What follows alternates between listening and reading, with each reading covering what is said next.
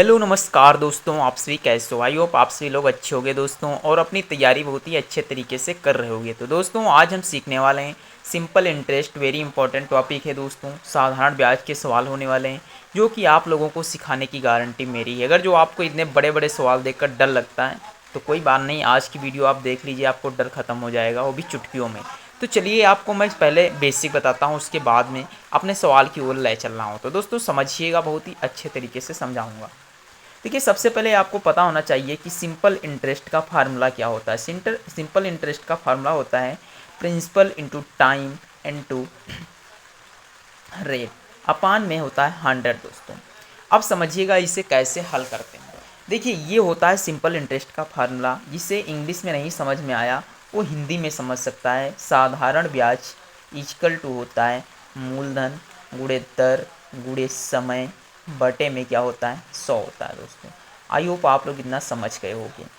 तो अब आपको ये भी बता दूं, ये होता है साधारण ब्याज का सूत्र दोस्तों। इसके और बहुत से सूत्र होते हैं। जैसे कि हमें किसी भी चीज़ का समय निकालना है, तो अगर जैसे मूलधन दे दे और साधारण ब्याज भी दे दे, कहे कि ये इतना कितने समय में होगा, तो आप समय कैसे याद करोगे? तो इसके लिए दोस्तों फार्मूला होता है ब्याज गुणे 100 अपान में दर इनटू टाइम।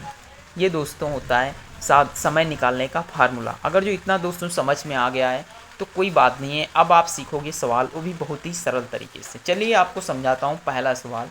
देखिए दोस्तों, जितने मैंने फार्मूले बताए इनका इससे कोई लेना देना नहीं है। आपको फार्मूला तो लगाना ही नहीं है, सिर्फ सवाल लगाने हैं। तो देखिए कैसे सवाल से हल होगा, समझिए दोस्तों। लिखा है कि एक बिल्डर द्वारा उधार ली गई राशि 4% वार्षिक चक्रवृद्धि ब्याज की दर से 2 वर्षों के अंतर तक 2550 रुपये की राशि 2 बराबर किस्तों में चुकाता है।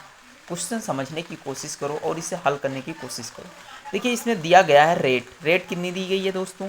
रेट दी गई है 4%। अब समझिए 4% कोई चीज़ लिखी हुई है तो आप लोगों ने परसेंटेज में सीखा होगा बहुत अच्छे तरीके से कि 4% को क्या लिखा जा सकता है। इसे लिखा जा सकता है 4/100।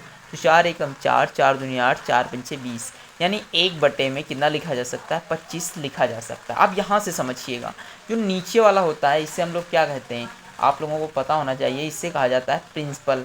और जो ऊपर वाला होता है इसे कहते हैं अमाउंट। क्या कहते हैं? अमाउंट कहते हैं दोस्तों। तो समझिएगा, समझने की कोशिश करिए। 25 और एक कितना होता है? 26 होता है। ये यहाँ पे लिखेगा प्रिंसिपल और यहाँ पे लिखेगा अमाउंट। तो समझिए प्रिंसिपल हमारा कितना है? 25 है, और अमाउंट कितना होगा? 25 जब में एक जोड़ेंगे तो 26 हो जाएगा। ये हो जाएगा अमाउंट दोस्तों। आपको इतना पता हो जाना चाहिए कि प्रिंसिपल और अमाउंट क्या होता है। अब समझिएगा दोस्तों, ध्यान रखिए, इस वाली संख्या से अगर जो दी गई, कितने ऑप्शन दिए गए होंगे, जैसे कि मैं समझ लूँ एक ऑप्शन दे दूँ, यहाँ पे कुछ ऑप्शन दिए जाएंगे। चलिए इसे हल करते हैं। समझिए इस 26 से यहाँ पे कुछ ऑप्शन देते हैं।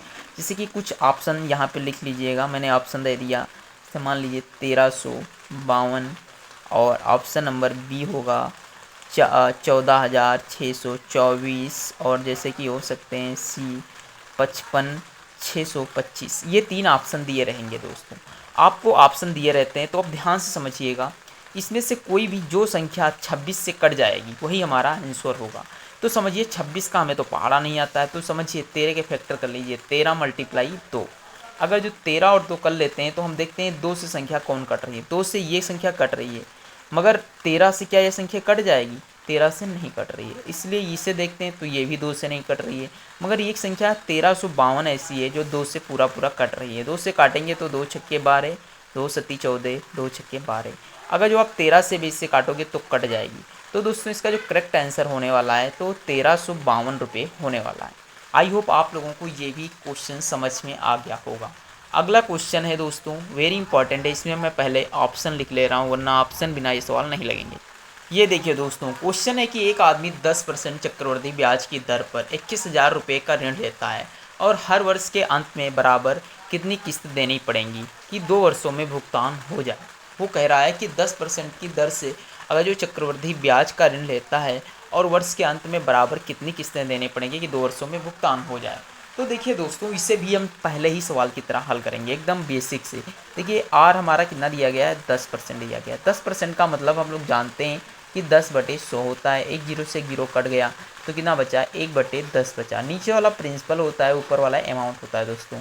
तो 10 में एक जोड़ देंगे तो 11, यानी प्रिंसिपल और अमाउंट। प्रिंसिपल हमारा है 10 और अमाउंट हमारा है 11। अब समझिएगा 11 से जो संख्या कट जाएगी वही हमारा आंसर होगा।